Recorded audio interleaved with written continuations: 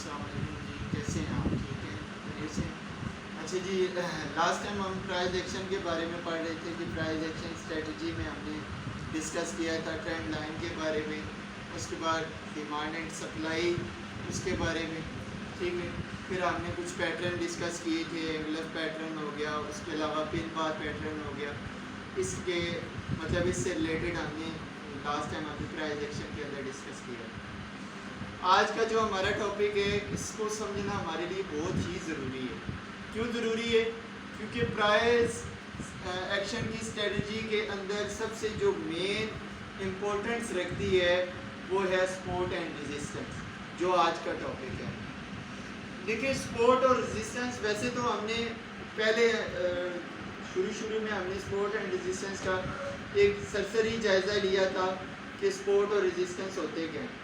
लेकिन हम क्योंकि प्राइस एक्शन पढ़ रहे हैं तो इसलिए हमें सपोर्ट एंड रेजिस्टेंस को बड़ी डिटेल के साथ डिस्कस करने कि सपोर्ट एंड रेजिस्टेंस होते क्या हैं। देखें, जैसा कि आपको शुरू में मैंने बताया था कि प्राइस कभी भी एक रुख की तरफ नहीं जाती, एक समत में नहीं जाती, वह प्राइस जिग-जैग की सूरत में जाती है।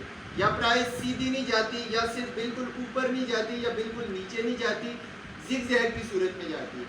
जैसे आपने ऑब्जर्व किया होगा तितली की मूवमेंट, अगर तितली की हरकत को आप देखें तो वो जो हरकत कारी होती है वो जिग-जैग कारी होती है। इसके अलावा अगर आप सिगरेट के धुएं के पार्टिकल देखें, मतलब जब सिगरेट का धुएं के अगर आप पार्टिकल देखें उसमें जो स्मोक के पार्टिकल होंगे वो भी जिग-जैग की सूरत में जा रहे होंगे, मतलब वो बिल्कुल स्ट्रेट नहीं जा रहे होते। इसी तरह अगर हम बात करें मार्केट के अंदर प्राइस कैसे मूव करती है, तो मार्केट के अंदर प्राइस भी जो है वो जिग-जैग की तरह मूव कर रही होती है। अगर हम बात करें सपोर्ट एंड रेजिस्टेंस की, देखें अगर लेट्स सपोज प्राइस ऊपर जा रही है, प्राइस अगर नीचे से ऊपर जा रही है तो डेफिनेटली बात है कि कोई एक ऐसा उसको पॉइंट मिलेगा जहां से प्राइस रिवर्स होके आएगी, जहां से प्राइस रिवर्स होके आएगी उसको हम बोलेंगे कि ये हमारे पास जो है वो सपोर्ट एंड रेजिस्टेंस का काम कर रहा है। बात समझ आइए? मतलब कहने का है कि वो पॉइंट जहां से प्राइस रिवर्स हो, जहां से प्राइस रिवर्स हो उसको आप बोलते हो सपोर्ट एंड रेजिस्टेंस। अगर हम बात करें जैसे कि आपके सामने डायग्राम में भी मैंने दिखाया हुआ है कि अब ये डाउन ट्रेंड था, यानी प्राइस आप देख रहे हो कि जी डाउन जा रही है, ठीक है। अब लेट्स सपोज प्राइस यहां से स्टार्ट हुई, यहां तक गई, यहां तक जब आपने देखा यहां भी आपको कोई स्पेसिफिक सपोर्ट एंड रेजिस्टेंस नहीं मिली, आप वेट करोगे कि मार्केट प्राइस कहां तक जाएगी ऊपर और किस पॉइंट पे जाके टकरा के वापस आ रही। लेट्स सपोज ये हमारे पास यूरो यूएसडी का चार्ट था जो आपने 1 घंटे के टाइम फ्रेम में आपने खोला हुआ, ठीक है। अब जब आप देखते हो कि प्राइस नीचे आ रही थी, नीचे जाने के बाद ऊपर गई और एक खास पॉइंट पे, यानी कि ये पहला पॉइंट था ए वाला, यहां से टकराने के बाद नीचे वापस आ रही है। इसका मतलब ये जो ए पॉइंट है ये इसकी रेजिस्टेंस बन जाएगी, ये इसकी क्या बन जाएगी? रेजिस्टेंस। यानी रेजिस्टेंस एंड सपोर्ट की बात करें तो रेजिस्टेंस कहेंगे कि एक रुकावट और सपोर्ट कहेंगे एक सहारा। जैसे छत के पंखे की अगर बात करें तो छत के पंखे के साथ जो छत होगा वो पंखे को क्या कर रहे हैं? वो सपोर्ट दे रहे हैं, ठीक है। इसकी निस्बत अगर बात करें पंखा नीचे रेजिस्ट कर रहे हैं तो हम इसी तरह प्राइस में भी हम यही कहेंगे कि पहले प्राइस यहाँ पे आई और यहाँ से टकराने के बाद वापस नीचे गई, ठीक है। अब ये जो ए पॉइंट है ये इसका रेजिस्टेंस है R1, यानी कि ये पहली रेजिस्टेंस है। अब आपने वेट करना है कि प्राइस वापस नीचे जाके ऊपर किस पॉइंट से वापस आएगी। लेट्स सपोज आप गौर करते हो कि प्राइस यहाँ से वापस आ जाती है, यानी यहाँ तक आती है नीचे और उसके बाद ऊपर चली जाती है। तो आप ये कहोगे कि ये इसने पहली सपोर्ट बना दी। बात समझ आ रही है? ये इसने क्या बना दिए? पहली सपोर्ट। यानी कि प्राइस आपकी यहाँ से शुरू हुई थी, यहाँ पे आपको कोई स्पेसिफिक नहीं पता था, मतलब ख़ास तरीके से नहीं पता था कि प्राइस कहाँ से वापस मुड़ेगी, कहाँ पे मैंने सपोर्ट एंड रेजिस्टेंस लगाने। ठीक है, आपने वेट करना है कि प्राइस नीचे जाने के बाद कब वापस आएगी और कब एक ख़ास मुकाम से वापस नीचे गिरेगी। बात समझ आ रही है? तो प्राइस नीचे गई, उसके बाद ऊपर आई और ऊपर जाने के बाद एक ख़ास पॉइंट से वापस नीचे आई।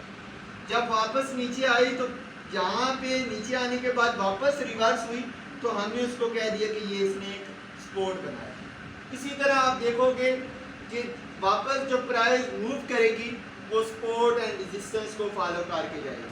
मतलब पहले नीचे आई, फिर ऊपर गई, फिर नीचे गई, फिर ऊपर गई, फिर नीचे गई, फिर ऊपर गई। आप देखोगे कि एक ऐसा पॉइंट आएगा जहां पे आपको लगेगा कि प्राइस बजाय इस लेवल के, ये जो पहला सपोर्ट था, इस लेवल को रुकने के बजाय प्राइस नीचे आ गई। यहाँ पे आपके पास बेहतरीन ऑप्शन होता है कि आप मार्केट को सेल कर दें। इसको आप बोलते हो ब्रेक आउट। बात समझ आ रही है? यानी ये क्या है? प्राइस का ब्रेकआउट है। इसी तरह अगर आप बात करें कि ये जो सपोर्ट से वापस टकरा कर रेजिस्टेंस की तरफ गई है, इसको आप बोलते हो पुल बैक।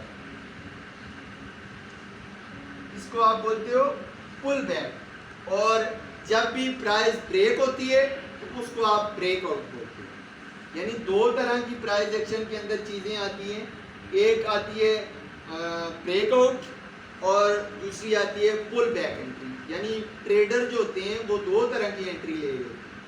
कुछ ट्रेडर ऐसे होते हैं जो पुल बैक ट्रेडर होते हैं, कुछ ट्रेडर ऐसे होते हैं जो ब्रेकआउट ट्रेडर होते हैं। मतलब जब तक वो प्राइस ब्रेक करके ना जाए तब तक वो एंट्री नहीं लगाते। बात समझ आ रही है?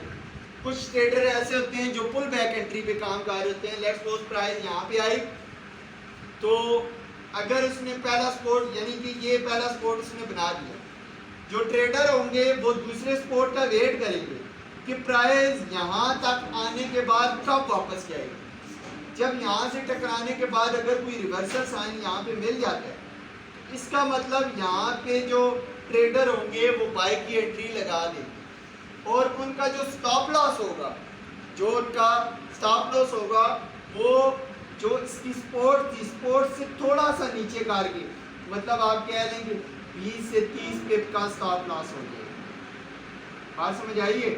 यानी कि 20 से 30 पिप का स्टॉप लॉस, यानी अगर प्राइस बजाय ऊपर जाने के अगर नीचे चली जाए तो हमें इतना नुकसान ना हो। अगर हमारी यहाँ पे स्टॉप लॉस लगा हुआ तो प्राइस को टकराने के बाद हमारी ट्रेड खुद क्लोज हो जाएगी, बशर्ते कि हमारा स्टॉप लॉस लगा हो। यानी कि यहाँ पे स्टॉप लॉस हिट किया और हमारी ट्रेड क्लोज होगी, नुकसान में ट्रेड क्लोज होगी। बात समझ आई है?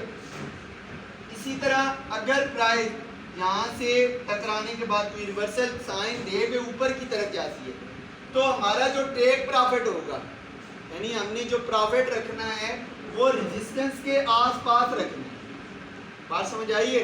जो रेजिस्टेंस होगी, रेजिस्टेंस से थोड़ा सा ऊपर करके, यानी अगर हमारी ट्रेड प्रॉफिट की तरफ जाए तो इस रेजिस्टेंस को टकरा दे। बात समझ आई है? जब भी इस रेजिस्टेंस को टकराएगी तो हमारी ट्रेड खुद क्लोज हो जाएगी, प्रॉफिट में।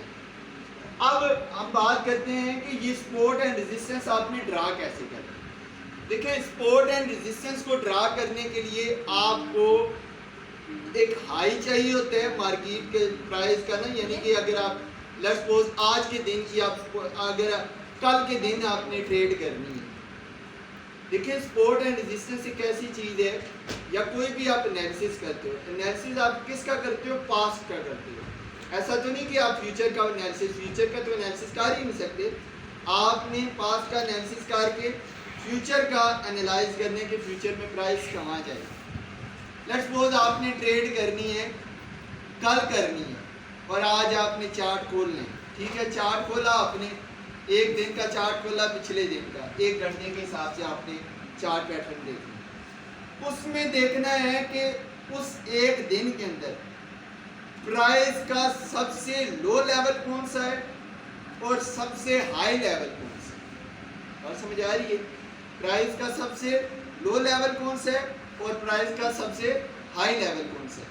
आपने हॉरिजॉन्टल लाइन ड्रा कर देनी है इन दोनों के ऊपर। और समझ आइए, फिर इसी तरह जब आप पहला आपने पहली दो लाइनें लगा दी, उसके बाद अगला प्रोसीजर ये होगा, आप डिफरेंट टाइम फ्रेम पे देखें कि प्राइस कहाँ पे मूवमेंट ज़्यादा कर रहा है। जब भी आपको प्राइस की मूवमेंट की चेंजिंग नज़र आ रही हो, आपको लगे कि यार यहाँ पे एक स्टेबलिश सपोर्ट एंड रेजिस्टेंस एक और बना दिया इसने, यानी एक बड़ा तो एक हाई लेवल एक लो लेवल, ये तो है ही है, यानी एक बड़ा लेवल और एक लो लेवल।